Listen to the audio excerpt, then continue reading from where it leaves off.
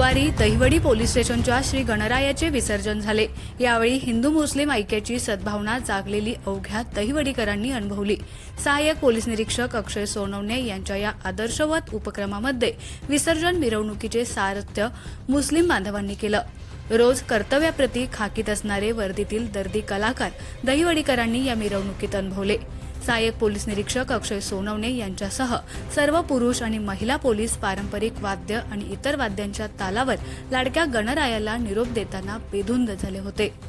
Police स्टेशनपासून सुरू झालेली ही मिरवणूक बिदाल चौक मार्गे कर्मवीर पुतळ्याला वळसा घालून फलटण चौकात आली। महात्मा गांधी विद्यालयाजवळ आमदार जयकुमार गोरेंच्या पत्नी सौ सोनिया गोरे यांनी गणरायाचं दर्शन घेत महिला पोलिसांसोबत ठेका धरला।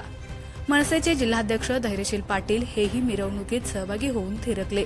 नगरसेवक रुपेश मोरे, सुरेंद्र मोरे, सिद्धार्थ गुंडगे हेही मोठ्या उत्साहात मिरवणुकीत सहभागी झाले होते।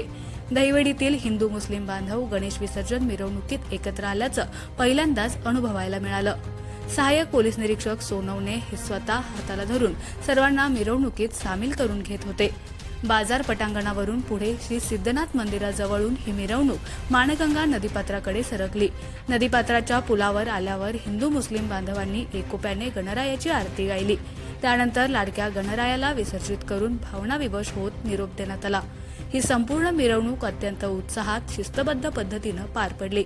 नेटक्या नियोजनामुळे मिरवणुकीदरम्यान कुठेही वाहतूक कोंडी झाली नाही। हिंदू मुस्लिम ऐक्य निर्माण व्हावं म्हणून सहाय्यक पोलीस निरीक्षक अक्षय सोनवणे यांनी राबवलेल्या या नाविन्यपूर्ण उपक्रमाचं सर्वत्र कौतुक होतंय। या मिरवणुकीत पोलिसांसह पोलीस पाटील आणि पत्रकारही सहभागी झाले होते।